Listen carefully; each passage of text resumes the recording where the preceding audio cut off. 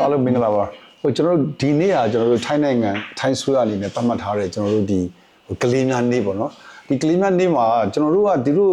အနေနဲ့ကတော့ဒါဒီထိုင်းဝင်းချုပ်ကိုယ်တိုင်ကလည်းဒီကလေးများနေ့မှာသူတို့ကလေးတွေကိုဟိုသူတို့ရဲ့သူတို့နိုင်ငံဟိုသူတို့ချစ်ဖို့နောက်ကဘာကြီးကိုစောင့်ရှောက်ဒီစိုက်ဖို့ဆိုတဲ့သတင်းစကားတွေ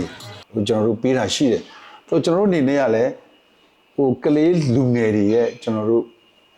ပညာရေးဖွံ့ဖြိုးရေးလုပ်နေတဲ့အဖွဲ့အစည်းတစ်ခုအနေနဲ့ကျွန်တော်တို့အနေနဲ့ကလည်း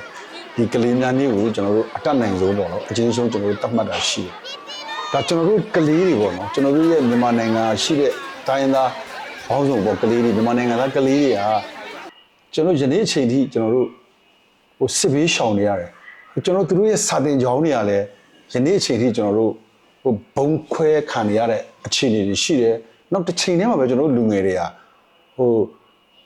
ပေါ်တာဆွဲခံနေရတယ်နောက်ပြီးတော့ဒီကျွန်တော်တို့စစ်မှုအတင်းအဓမ္မစစ်မှုထမ်းခံနေရတာရှိတယ်ဒါကြောင့်မို့ကျွန်တော်တို့ကဒီကလေးသူငယ်တွေကကျွန်တော်တို့နိုင်ငံရဲ့တကယ်အနာဂတ်မှာကျွန်တော်တို့တကယ်ကိုကျွန်တော်တို့တိုင်းပြည်ဖွံ့ဖြိုးရေးလုပ်ငန်းတွေမှာအတက်နိုင်ဆုံးပူးပေါင်းဆောင်ရွက်ကြမယ်ကလေးတွေဖြစ်တယ်ဒီလူငယ်တွေကကျွန်တော်တို့ရဲ့အနာဂတ်ဖြစ်တယ်ဒါကြောင့်မို့လို့ကျွန်တော်တို့အနေနဲ့ကတော့ဒီလူငယ်တွေရဲ့ပညာရေးကျန်းမာရေးသူတို့ကလေးတွေရဲ့အခွင့်အရေးဖွံ့ဖြိုးတိုးတက်ရေးကိစ္စတွေကိုကျွန်တော်တို့ကဟိုစနစ်တကျကျွန်တော်တို့ဟိုဆောင်ရွက်ရမှာဖြစ်တယ်။ဒါကျွန်တော်တို့အနေနဲ့ကတော့နိုင်ငံတွေနဲ့ကျွန်တော်တို့နိုင်ငံတွေတော့အင်မတန်မှဒါဝမ်းနဲ့ကြည်ခွဲစရာကောင်းပါတယ်။ဒီကလေးတွေကိုနိုင်ငံတကာမှာစနစ်တကျပညာသင်ကြားပေးနေတယ်စနစ်တကျအကာအကွယ်ပေးနေတဲ့အချိန်မှာဆိုကလေးတွေကိုကြောင်းမတက်အောင်ဟိုလှုံ့ဆော်တဲ့အဖွဲ့အစည်းတွေရှိသလို